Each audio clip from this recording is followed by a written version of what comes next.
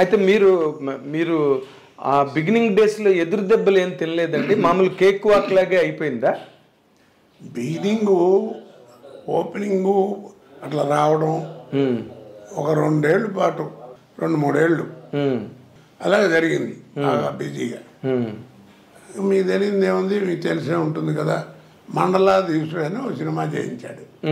కృష్ణ గారును చచ్చిపోయాడు హనుమంతరావు గారు వాళ్ళు కూర్చొని పట్టుబట్టి గొడవ చేసి 4 రోజులు ఏఆర్ఎస్ గార్డెన్లో నా బ్యాడ్లకు అప్పుడే ఆయన షూటింగు, నాది ఇంకో సినిమా 2 అదే ఏఆర్ఎస్ గార్డెన్లో మెడ్రాస్లో షూటింగ్. ఎవరిది? ఇంకొకరిది? నాది ఏదో సినిమా జ్ఞాపకం ఎన్టీ రామారావుదా? లేదు, నేను మామూలుది. ఈయనది కృష్ణ గారు దాంట్లోనే. Okay okay. ఇద్దరం ఉన్నానని పిలవడం, నాకు షాట్ ఖాళీ అయ్యేప్పుడల్లా కూర్చోబెట్టి మోరల్ క్లాసు, నా మాట విను, నువ్వు చెయ్యి, ఎంత పేరు వస్తుందో నీకు తెలియదు, అది ఇది అని గొడవ. కృష్ణ గారు అప్పటికే సినిమా మొదలైంది, భానుమతి గారు కమిటీ అవటం ఇవన్నీ నాకు తెలిసి సాగుతుంది అంతా. ఆ డేట్లు చూసేవాడేమో గొడవ, వాడేమో కృష్ణ గారి దగ్గర కొన్నాళ్ళు పని చేశాడు పద్మాలయాల్లో, జ్యోతి ప్రసాద్. వాడు ప్రొడక్షన్ మేనేజర్. చంపేస్తున్నారండి కృష్ణ గారు, నా మాట వినండి, చెయ్యండి, పర్లేదు, ఏమవుతుంది అది ఇది అని. నాకేమో భయం, ఎందుకు మనకి తలకాయ నొప్పి, కాంట్రవర్సీ అని, పైగా పెద్ద ఆయన మీద సినిమా, ముఖ్యమంత్రి. సరే అని చెప్పి భయపడి ఆగుతుంటే ఈ లోపల బ్యాంకు నుంచి లెటర్స్ రావడం మొదలెట్టినాయి, చేస్తావా లేకపోతే రిజైన్ చేస్తావా, చేస్తా ఇలా అని. సరే అట్టాగా వచ్చింది ఉద్యోగం గురించి, చేద్దాం, సక్సెస్ అయ్యాము ఓకే, లేదంటే మన ఉద్యోగం అనుకుంటుంది మన బోధానికి, కానీ నేను డిసైడ్ అయ్యా చివరికి. సరే కమిట్ అయ్యాను, అది చాలా గ్రాండ్ సక్సెస్ అయింది. బెదవాడలో కూడా కొంచెం దెబ్బలు కూడా తిన్నాను ఆ సినిమాకి. ఎందుకు? అప్పుడు ఖమ్మంలో సినిమా చేస్తున్న పిఎల్ నారాయణ డైరెక్టర్, ఊరేగింపు ఏదో సంథింగ్, ఊరేగింపు అదే సంథింగ్ ఏదో, ఆ సినిమా చేస్తున్నాను. వాడు పిఎల్, ఊరే ఏమనుకోకరా, రేపు నీకు షూటింగ్ ఉండదు, సారీ అనవసరంగా వేస్ట్ చేస్తున్నా డేటు అన్నాడు. సర్లేరా, అమ్మాయి బెదవాడలో కొత్తగా కాపురం పెట్టింది, వెళ్ళి చూసి వస్తానన్నా. మంచి పని, ఇంకా దానికంటే ఇంకా శుభ్రంగా పోయిరా అన్నాడు. సరే అని పొద్దున్నే అప్పుడు కృష్ణా ఎక్స్ప్రెస్ ఉండేది. అవునండి. ఇప్పుడు ఉందో లేదో తెలియదు. ఇప్పుడు లేదు, అప్పుడు ఉండేది. ఇటు నుంచి వెళ్ళి మళ్ళీ 1 గంట 2 గంటలకు ఉండి మళ్ళీ బయలుదేరేది తిరిగి. సరే దాంట్లో వెళ్ళేవాడు విజయవాడ అంతా, రైల్వే స్టేషన్ అంతా పచ్చ జెండాలు నాన్న హడావిడిగా ఉంది, తెలుగుదేశం హడావిడి అంతా. రామరారు ఆ ఊళ్ళో విశ్వబ్రాహ్మణులకి కళ్యాణ మండపం ఏదో ఉంటే దాన్ని ఓపెనింగ్కి వచ్చాడు. అప్పుడు పేపర్లో కూడా వచ్చింది, పూర్ణ కుంభంతో వాళ్ళు ఇన్వైట్ చేస్తే వెండి దాంతో అది ఆయన తీసుకుని వచ్చేసాడని పేపర్ అంతా చెప్పుకున్నారు జోక్గా. జోకో నిజం ఏదో సంథింగ్. నేను కంగారు పడుతూనే ఉన్నా, అయ్యా బాబోయ్ ఏదో ఈ జెండాలు ఇన్ని ఉన్నాయి, ఎట్లా ఉన్నాయన ఏంటి అనుకుంటూనే ఉన్నాను. ట్రైన్ ఎలా దిగాలని దిగాను, దిక్క తప్పదు కదా. అవును. సరే దిగి ఆ ప్లాట్ఫారం పక్కన ఒక పక్కన ఉంచున్నా, నెమ్మదిగా నడుచుకుంటూ వచ్చా. ఏంటంటే రామరారు వచ్చారు, వెళుతున్నారు అనేది, ఇదే కృష్ణాకి తిరిగిదానికి వెళ్ళాలి ఆయన. ఒకటే ప్లాట్ఫారం అయిపోయింది.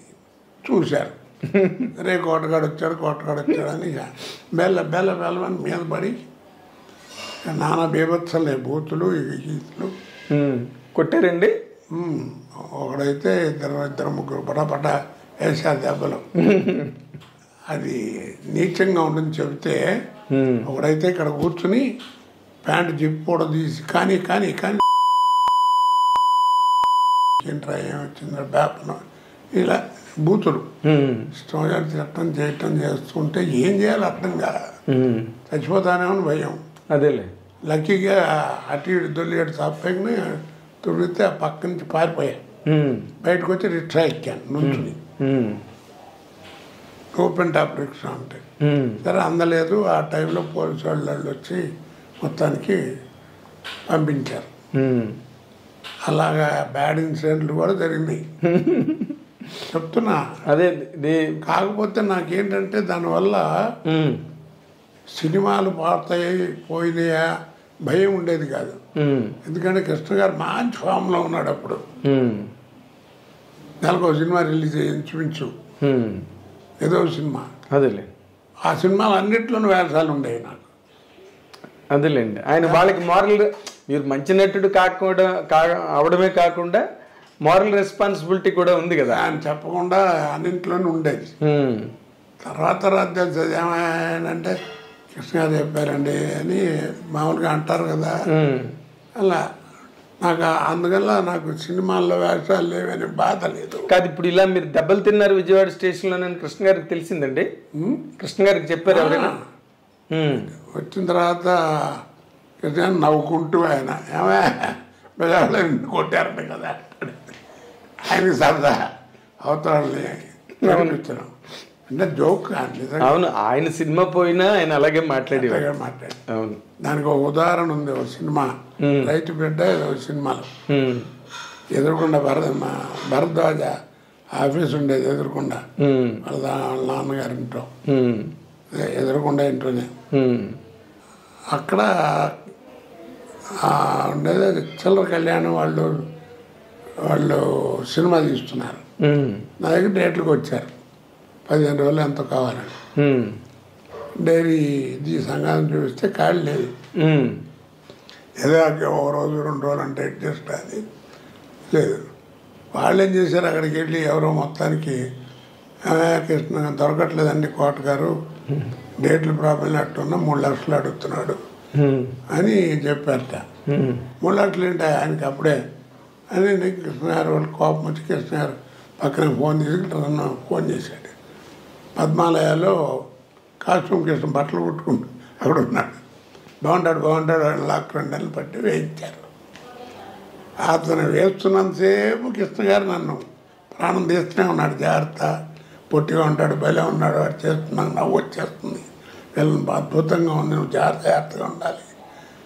నేను చూసి సత్యనారాయణ గారు లేట వణికారు, నువ్వు ఇంకా అంతకంటే ఎక్కువ వణకాల్సి వస్తుంది, అది ఇది.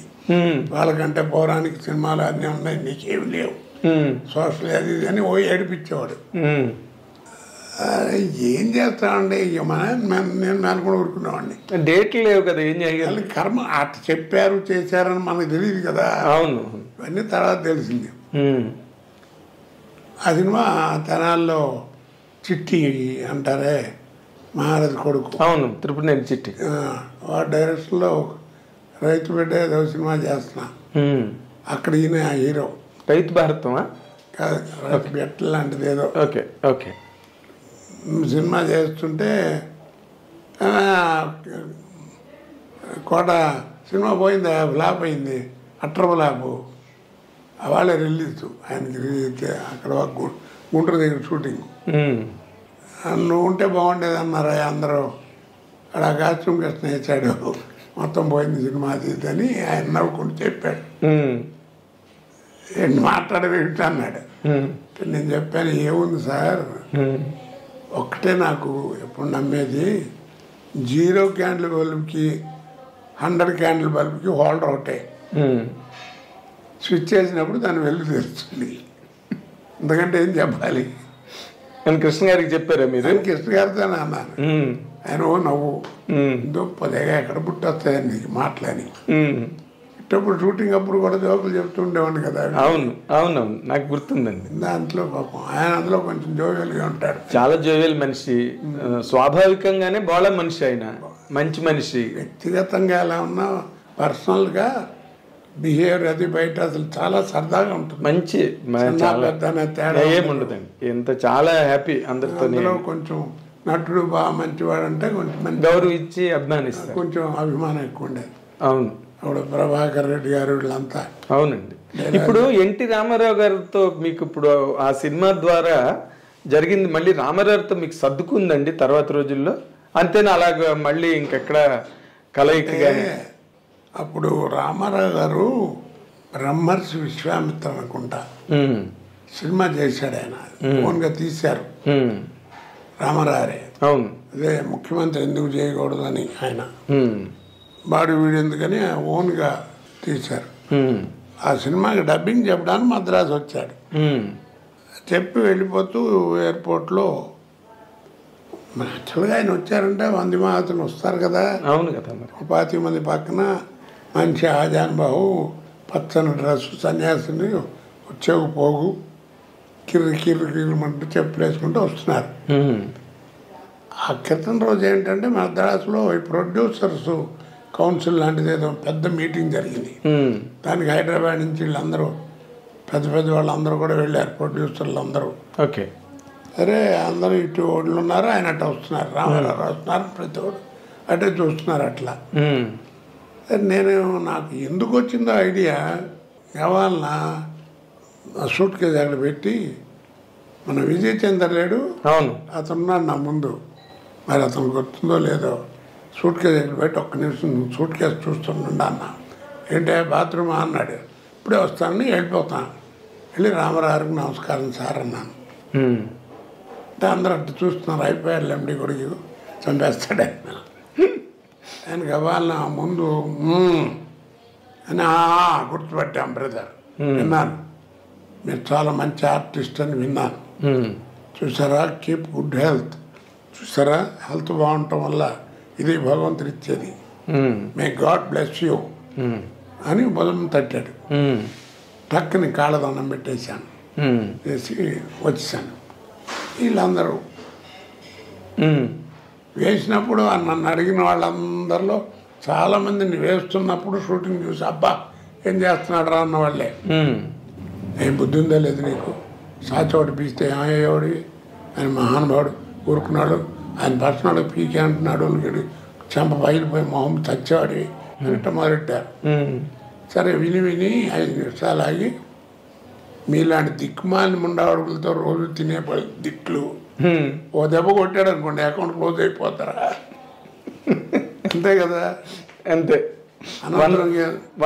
అకౌంట్ సెటిల్ అయిపోతే ఎవడు మాట్లాడ్డా అని అంటే అందరూ నీ గుండె దేరింతారు అని అందరు నన్ను తిట్టారు. తిట్టంటే నా మెచ్చుకోవడం, అదేలేండి ముండావాడు కానీ అదే అదొక ఇన్సిడెంట్.